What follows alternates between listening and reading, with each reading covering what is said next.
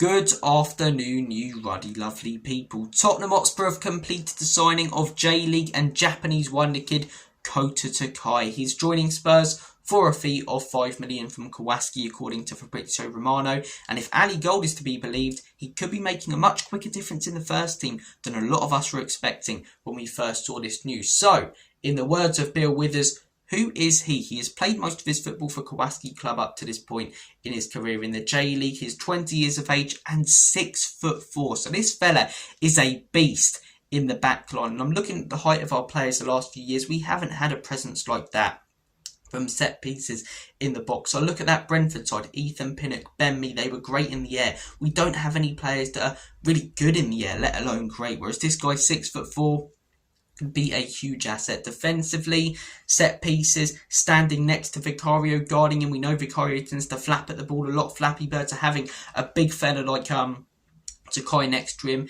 If Takai does start quite a few games in the first team, could be a huge asset. And going forward from set pieces, to have a player like that in the box who's going to be one of the tallest on the pitch, no matter how tall some of the opposition players are, it's already a strength. He started 90% of his games in the most recent season in the J-League, and he's got an average SOFA score rating of 7.07, which for a centre-back is very good. A look at what Thomas Frank wanted from his centre-backs at Brentford. He wanted them to be strong with ground duels, good in the air, and he wanted them to get stuck in. He wanted them to be consistent. 7.07 for a centre-back, it's consistent. It's very good. You're not going to get 9 or 10 ratings unless like centre-backs have ridiculously good games, like Prime Maldini performances, you know. He does the dirty work by the looks of it. Got a very solid rating. He just looks a very, very solid player all round. I'll put up his heat map on the screen right now. He tends to play most of his football on the right-hand side of the pitch. So I still think we need that top quality centre-back this summer. Like I've been saying in recent videos, signing some youngsters, even if they are ready to come in, it's not going to be good enough to get us to the level we want to be after finishing 17th, although we won that European trophy. We need some first team quality, but you never know. As I say, Alistair Gold said that he's going to be training with the first team. He's going to be getting ready to come into the first team, so maybe he's going to be ready. You never can tell, you know. So his heat map shows that he's on the right-hand side of the pitch most of the time.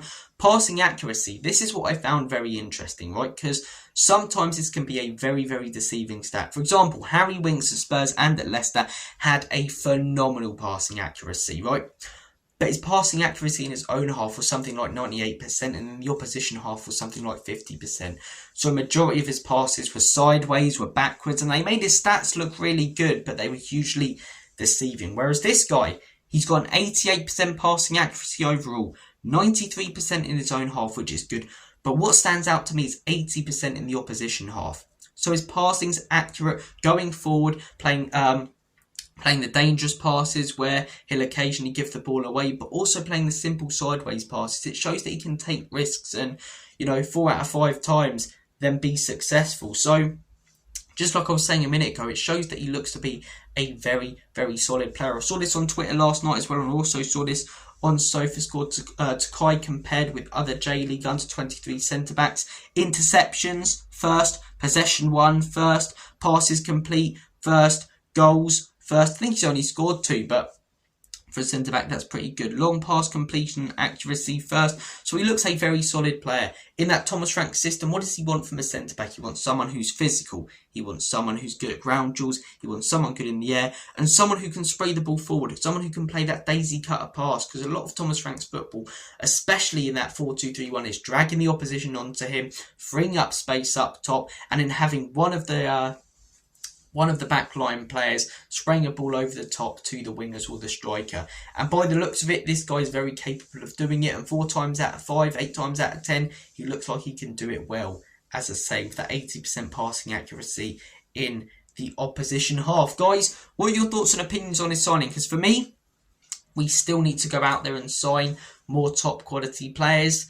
But at the same time, I don't have too much of a problem with it. What I have the biggest problem with is signing youngsters who need to develop. And maybe this guy will. It's a huge step up from the J-League. But as I say, his stats, they look fantastic. They look really, really solid for a centre-back. It'll be interesting to see how much Ange got involved. Because for years we were saying, oh, Ange knows the Asian market. Ange knows the J-League. And he didn't sign anyone from Japan, really. So Well, actually, that's a lie. I think he signed. Well, no, he didn't sign anyone from Japan. I think he signed Yang from the Korean league. I could be wrong. I know that Yang's Korean. I don't know if he was playing in the Japanese league, but I think he signed him from the Korean league. And the minute Ange goes, we bring in a Japanese player. Maybe Ange and Lange, or Langer, however you pronounce his name, were planning it for months. Thomas Frank's come in, liked the look of him because of how similar he can be to a Pinnock or a Bemi, and decided to stick with the transfer and go with it. But we'll never know, I suppose. Ange really went out there and signed a lot of Japanese players at Celtic, your Hatates, your Kyogos. So could this guy make a huge difference in the Premier League? What I'll say just about managers, when people said about Thomas Frank, he hasn't he hasn't ever won a big trophy, he hasn't ever had major success. I'm seeing people when it comes to this guy say, he hasn't proved it at the top level, but he hasn't had a chance. We'll only find out when he gets that chance. He's going to get that chance at Spurs this season. So let's judge him off what he does at our football club. Kota Takai, welcome to Tottenham. Hope you guys have enjoyed this sort of scout report on the channel today. Take care of yourselves. I'm going to make like a banana and split. And as always, come on, you Spurs. God bless you all. Take care, guys.